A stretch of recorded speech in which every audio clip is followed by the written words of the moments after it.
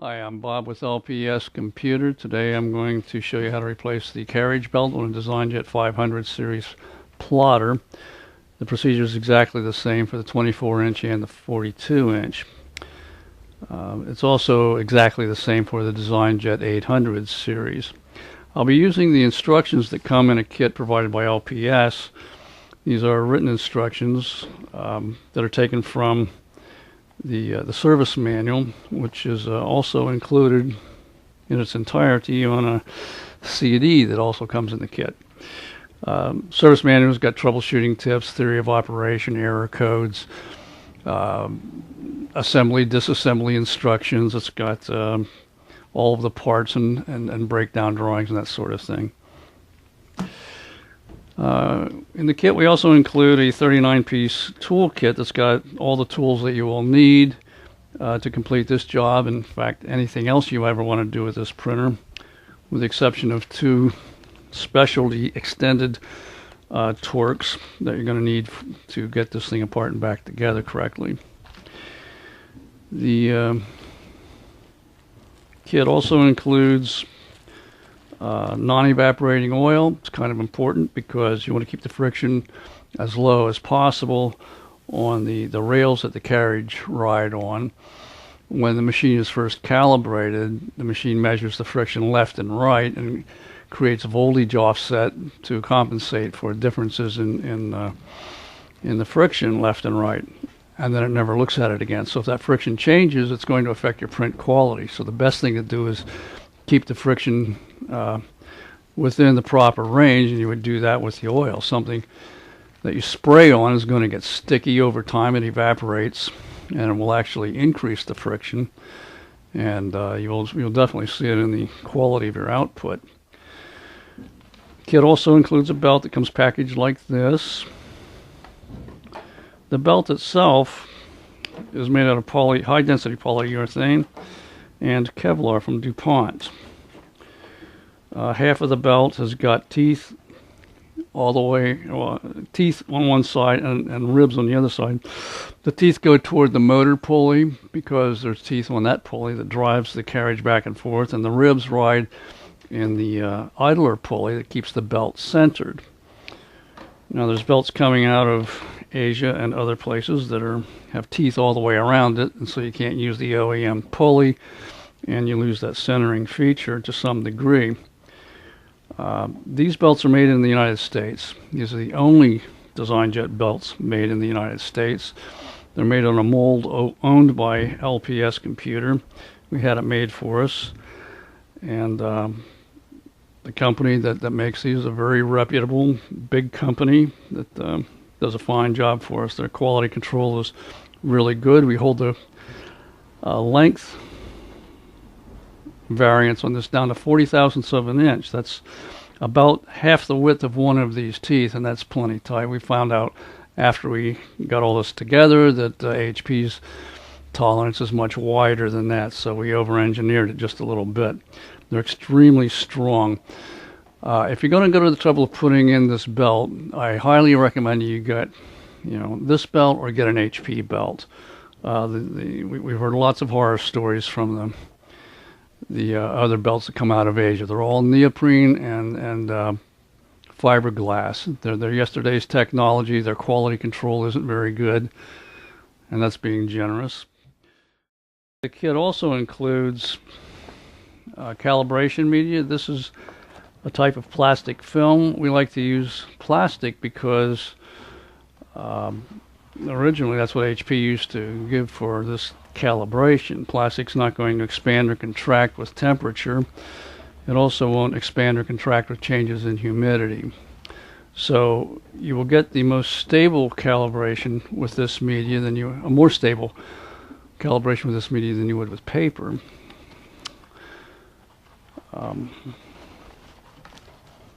You will get the calibration as accurate as you can possibly get, as close as the machine can get it. A piece for this one is 36 inches wide, and it's 5 or 6 feet long. The instructions say to load a roll of photogloss media, and so this is loaded as a roll. The reason it's so long is to make sure the machine thinks it's a roll. You're going to have some left over. Well, let's take this thing apart and I'll show you how to change the belt. The end covers need to come off first. There are 5 screws in each end cover, but they're not in the same place left and right. The first screw we're going to look at is the one on the inside cover here. There's one down here that's kind of out of sight. We've already taken it out. And the rest are on the back side. I'll have to swing this around and show you. Okay, the next one is right here on top. This is on the right side cover only. There's one right here. You have to have this lid open to get to it, right there. And the last one is down here in this corner. And this one's ready to come off. I've already removed all those screws except the top one, so this should just slide right off. Okay, the left end cover has 3 screws, the same 2 in the front, same location as the right side. But here we've got one here, here, and here. I've already taken those out, so I'm going to go ahead and slide this off. The top center cover needs to come off. That's got 3 screws total. 1, 2, 3. I'll take those out.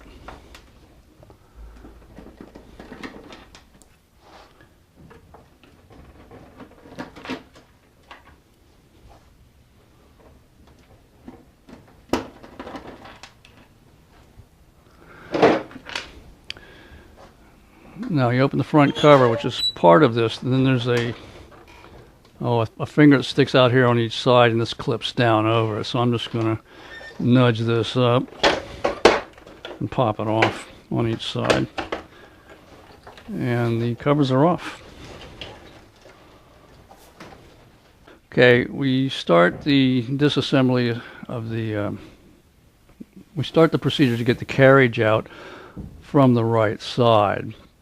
Now the carriage is right here and it's locked into position over the service station. So the first thing we need to do is unlock that and get it out into its mid-range. The easiest way to do that is to rotate these white gears down here.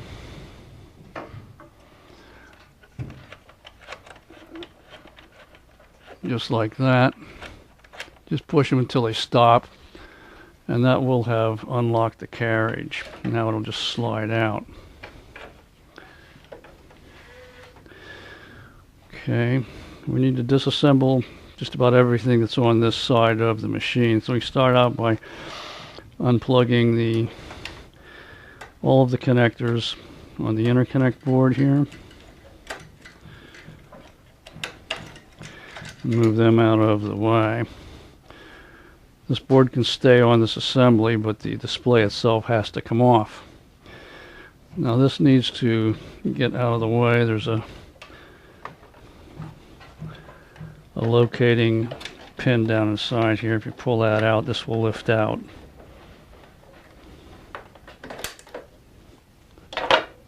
Now this just pops off like that. We can set these aside.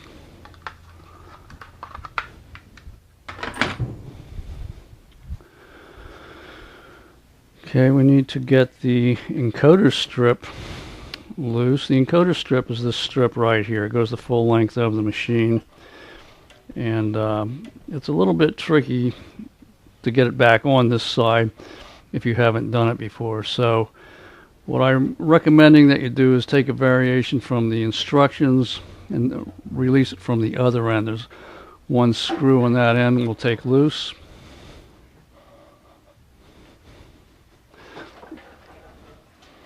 This screw right here, and loosen that.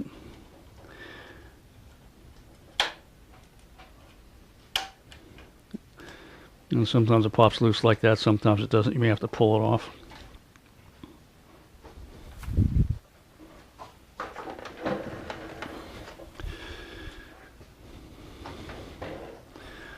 Now there are several screws holding this assembly on. Well, we'll get to that in a minute. First, we're going to take the service station out. The service station is this black assembly that generally sits underneath the carriage. It's held in place by 2 screws. There's one here and one here. We'll take those out.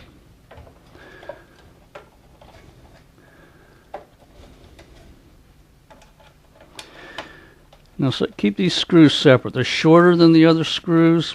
And if you put a longer screw in here, it's going to generate an error for a 2110 error when you put the screws back in, because if a longer screw goes in this hole, it's going to interfere with the motion of the service station. Now, once they're out, you can grasp this by the bottom and slide it right out of the machine.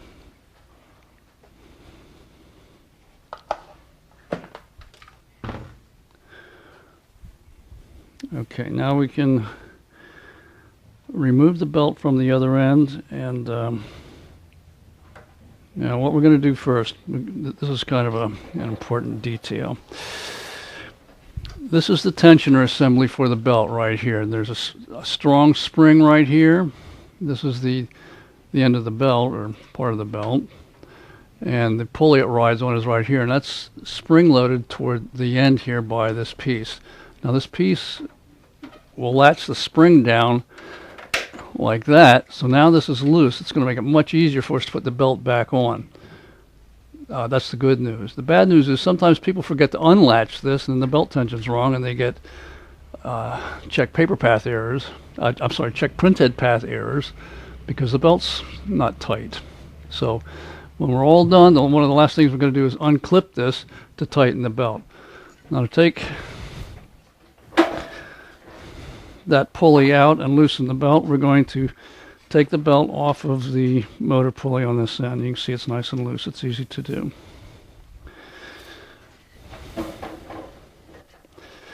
Now if we push the belt out, that pulley will come out of the machine, and now the belt's loose on both ends. It's a good idea not to lose the pulley. You may want to use it again later. Okay, now this whole end needs to come off. And that's just a bunch of screws. We've got 4 or 5 screws in here, and they'll be pretty obvious. You got one here, here, here, here. Actually, there's 4, and then there's 2 underneath that are not so easy to find. One of them is this one, and the other one is this one. So they'll both have to come off. And in addition to that, there's one more in the front, and that is right here. That's on a little arm that sticks out of the end assembly. I'm going to leave the encoder strip attached to this, and just because it makes it much easier for the installation to go back together. We'll take a little break here. I'm going to get all these screws out, and then I'm going to pull this off for you. Okay, I've removed the screws from this, and I'm just going to lift this off the machine. And you can see the encoder strips following along here. I've still got a trapped wire. Now the encoder strip is it's fairly tough, but you don't want to bend it or crimp it or anything like that. Good idea to clean the encoder strip with soft cloth and warm water while you've got it out, and put it back in. Don't use detergent or Windex on this. There's real fine lines printed on here, and the detergent, especially Windex, will take the lines off, in which case you get to replace the encoder strip, because it won't be any good after that.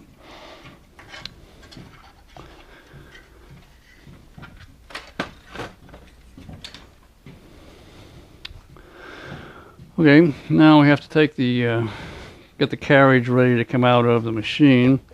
A couple of things we need to do there. First, we're going to take the print heads out.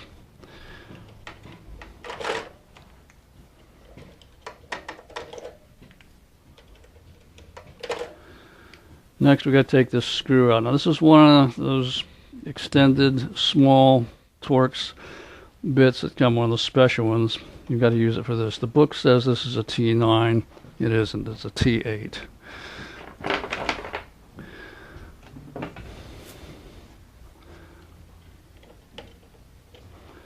It's a captive screw, so it'll only come out so far, and then it's free. So we'll just stop right there. We'll bring it down here to in this area.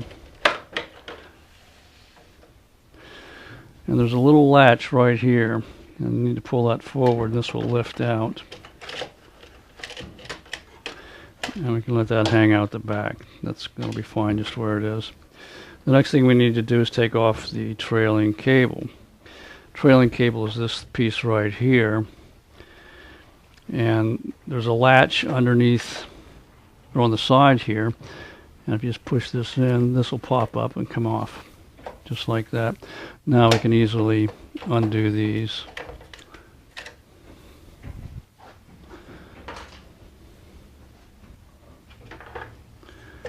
A little plastic piece here. Half the time it breaks when you try to take it out. That one didn't break, it just went into orbit. And there's a finger underneath here. We can pull this loose and get that out of the way. Now I generally run this out the end of the machine just so we don't damage it in any way. And it stays flat and out of the way that way. Okay, and this carriage is ready to come out of the machine. So you can just pull this on through. You'll notice there's two bushings on the back. This flat one, if this clips in, if that gets broken, your carriage height is off, or it gets knocked out and it's not put back, you get terrible print quality. The thing that loads this thing this way is a spring-loaded finger, which can also be easily dislocated. So be cautious with both of those. They both have to do with carriage height. Okay.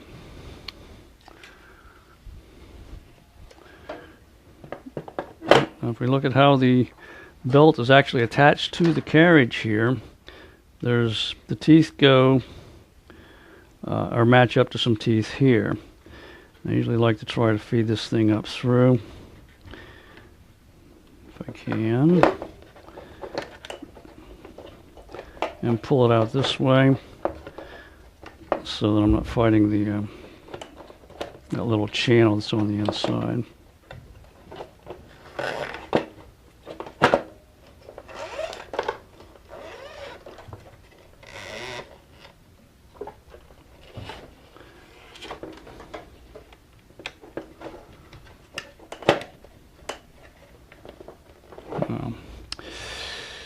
You can use a flat blade screwdriver then and pop this up, or your handy dandy Boy Scout knife, or if you want a Boy Scout, your Girl Scout knife, whatever works. And that's how it comes out. Now it's going to go back in the same way with some of the teeth this way so it ties in with this and can't slip, and of course the ribs are going to have to go on the opposite side. You put it together at the transition point between the ribs and the teeth. You don't stick it in just anywhere on the teeth. That's not going to work. So it's got to be at the transition point. So we'll put the new belt on. If I could find it. Where'd I put it?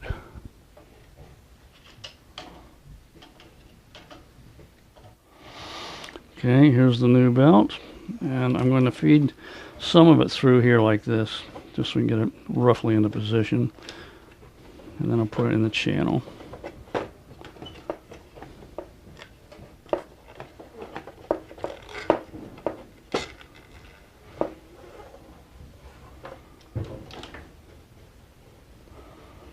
Okay, there's what we want in the channel.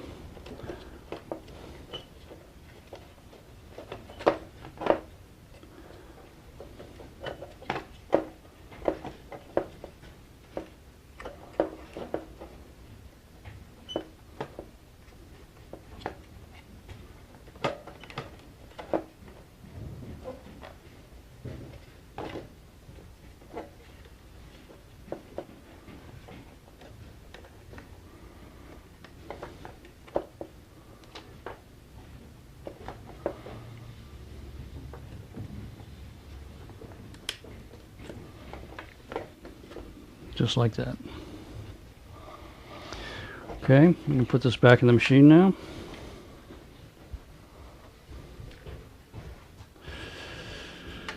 Okay, I'm going to start off by getting this bushing on this, and then I'm going to be very careful about the back bushings. Number one, not to knock this thing loose. Number two, to compress that or push this finger up so it slides into the channel easily. And then lastly, the third bushing on the front here. Actually, I should have given myself some belt here to get through first.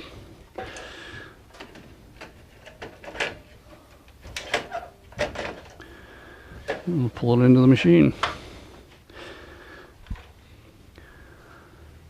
Okay, then reassemble is the exact opposite of taking it apart. Don't actually have to put the trailing cable on just yet. We'll put this end on first.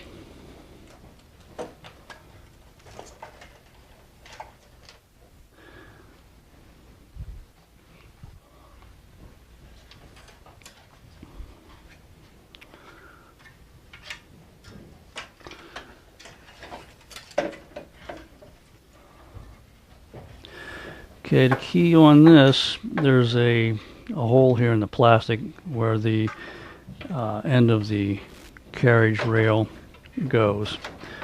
If you line up on that, it's pretty hard to get this thing in wrong. In fact, I don't think you can. So once that's in, you go ahead and replace all of the, what did I say, there were 7 screws. And well, I'm going to do that, then we'll be right back.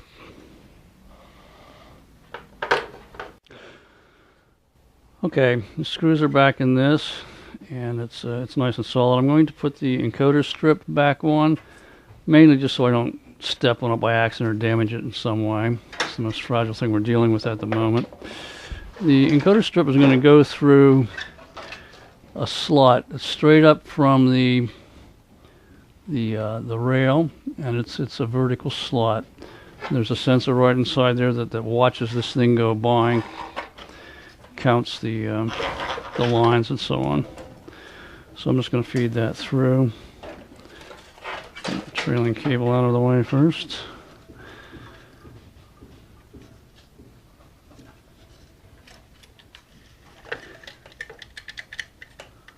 And it's just going to pop right through there for me, aren't you? Yeah, how about that?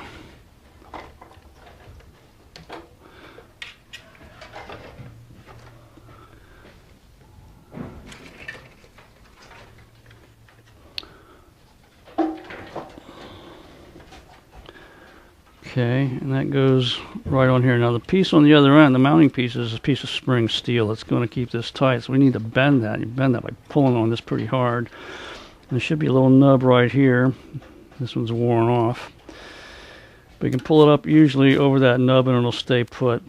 That's not going to happen with this one. So I'm going to have to pull it up snugly and put a screw in it.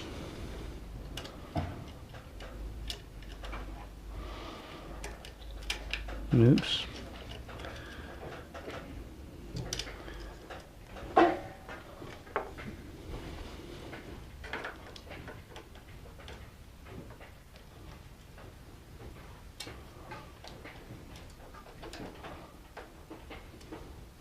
Don't want to over tighten it. You are turning it into plastic and you can't strip it, so don't do that.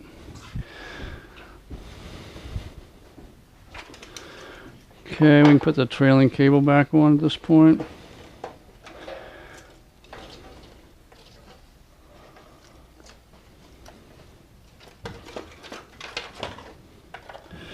Okay, start out by putting it over this little finger first. That locates everything for us, right at the bend.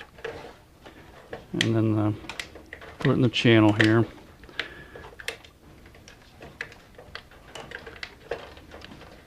Should just fit in there kind of like that. These are somewhat fragile, so you don't want to be rough with them in any way, but make sure they're lined up very well and go straight down with them. And actually pretty easy to put them in. Just don't get them in sideways.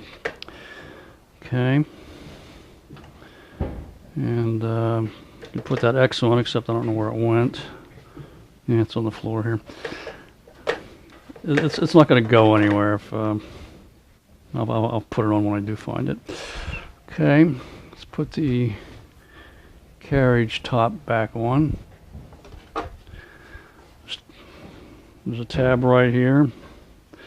that fits through a slot, tab A and slot B, as it were, just like that, and it clicks in. Now we can put the tube system back on, and that just fits into place. What you want to do is get this slot right here over this edge. This slot, this edge. And when you push down, this thing's going to click into place. Now all we have to do is tighten the screw that we took loose a little earlier. And that was the T8.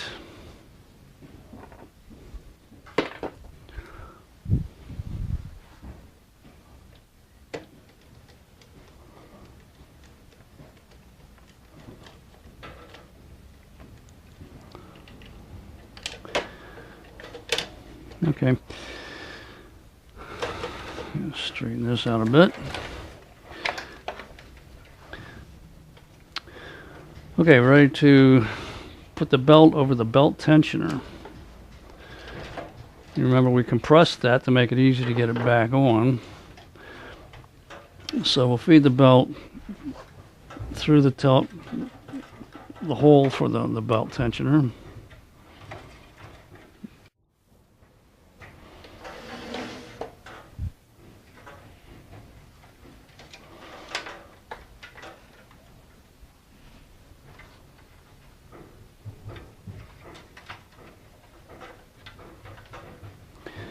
Okay, we're going to put the belt pulley in that loop there and just pull it in. We're not going to decompress that spring yet because we have to put it over the motor pulley. So if we go to the other end, we'll just slip it over the motor pulley. I'm going to check, make sure we're not twisted anywhere. And apparently we're twisted somewhere. Here we are. Slip it over the motor pulley. Now we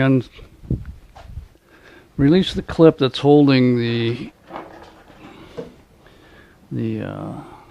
spring compressed on this. The right here. I'm going to try to get it loose with this. Sometimes these break off when you do that. It really doesn't hurt the performance. It's going to make it harder to change the belt next time you change the belt, which with these belts may very well be never. Belt is in and tensioned. Okay, we can go ahead and put these print heads back in. Just to have that out of the way.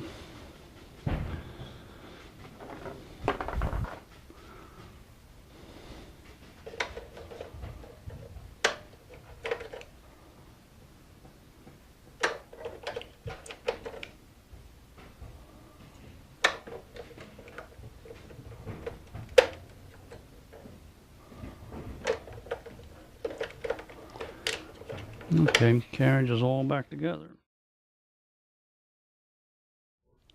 Okay, the next thing we have to do is put in the service station.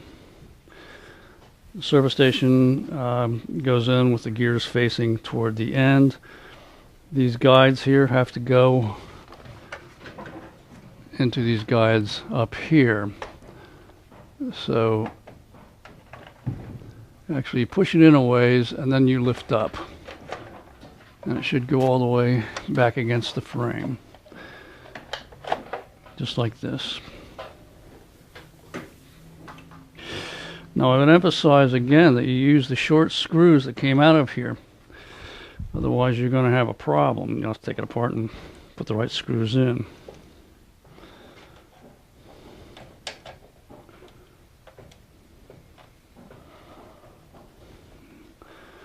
That's not a T15, is it?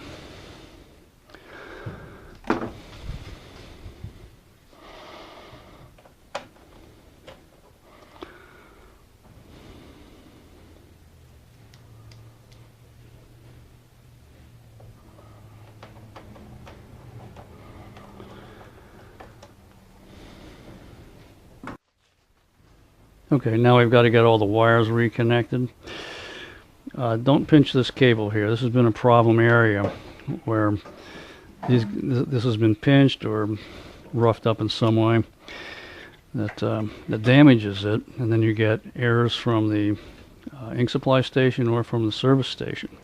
This carries all of the signals from this board back, and it carries the signals to the display. So you want to be careful not to damage this cable.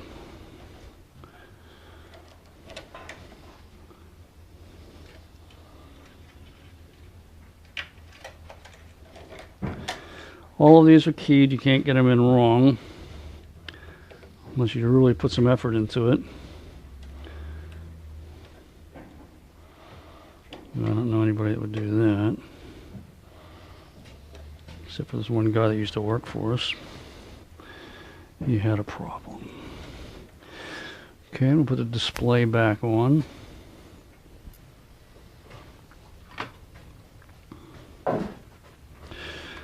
This is the finger that actuates the cover interlock switch. So this could fall off on you. If it does, it's no big deal to put it back on. Just put it on like that.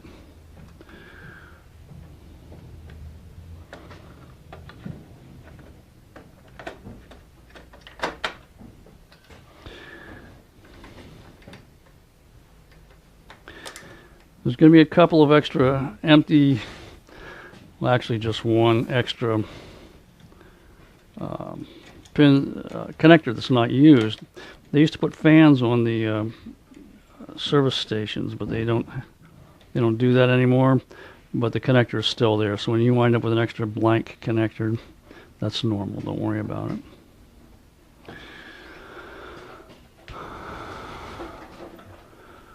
Okay.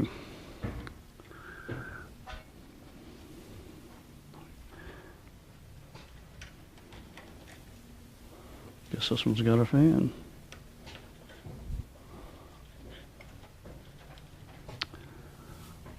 Okay, we're ready to put the covers back on. I'm going to wash my hands first so we don't make a mess of the covers, and I'll be right back. Okay, we start out by putting the top cover on. Here's the fingers I mentioned earlier that the top cover is going to clip onto. These are the clips right here. So I'm just going to line that up and snap it on.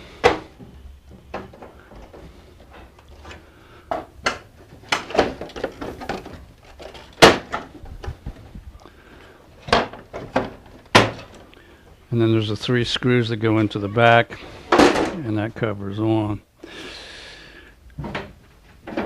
The display side, the right side cover, I'm going to open up the lid so it'll slide by the ink cartridges.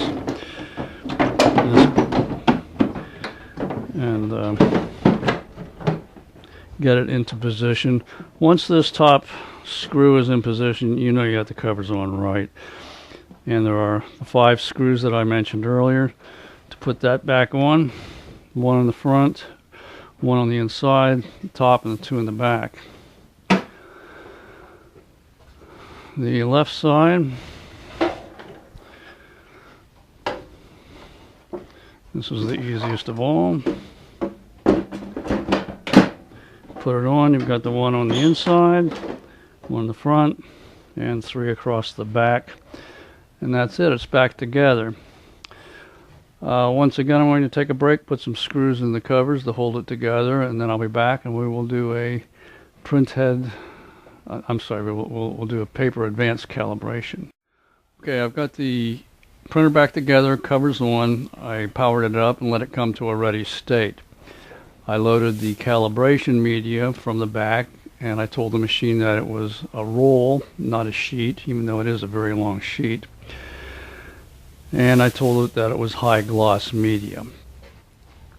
So what I'm going to do now is show you the right buttons to push and everything to do the paper advanced calibration. We're going to go to the paper menu. That's the top icon here. And we'll hit enter. And then this advanced calibration is already highlighted. It's the 4th item down. So we'll hit enter on that, and we're going to create the pattern. So push the button, and what's going to happen is that it will print the pattern and cut it into at the right length of a sheet. So while the printer's doing that, we're going to take another break, and once it's done, I'll show you what to do with the sheet once it's printed.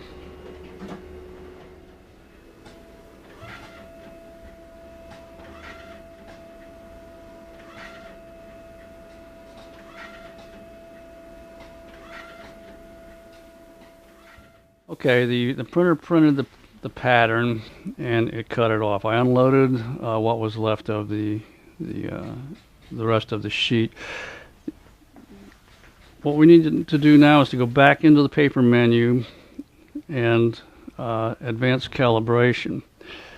And what we want to do is load sheet, and we'll hit enter. And it doesn't really matter what kind of paper here is, because we're going to be reading this anyway. So hit enter, and now we have to go ahead and put it in. One of these edges has dots on it, and it's the dots that go in first. We're going to load it that way. That's what the machine is expecting.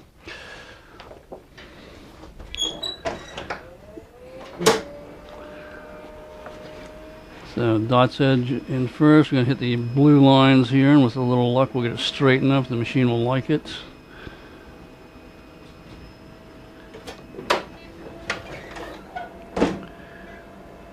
Okay, we have to wait until this thing checks the paper.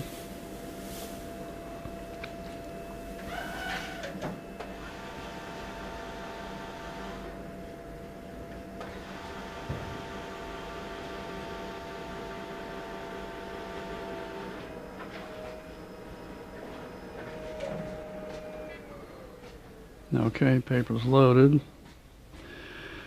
Now we're going to go to the paper menu again, the advanced calibration, and this time we're going to measure the pattern. Now the machine does the rest from here. It looks at the various things on the pattern, and it makes its own adjustments from here. It's totally hands off from here on.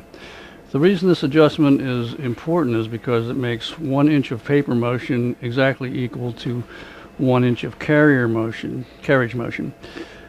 And the importance of that is that it prevents banding, so that the width of each printed scan is exactly butted up against the next one, so you don't get gaps and you don't get overlapping. So if you are seeing banding in your printout, this is the calibration that will get rid of it. Now hang on to this sheet, because a year from now, if you want to check the calibration, you don't have to write it again. You just put it in and read it again the same way. Calibration's finished, and so is this job. So good luck with your project, and we'll see you next time. Bye.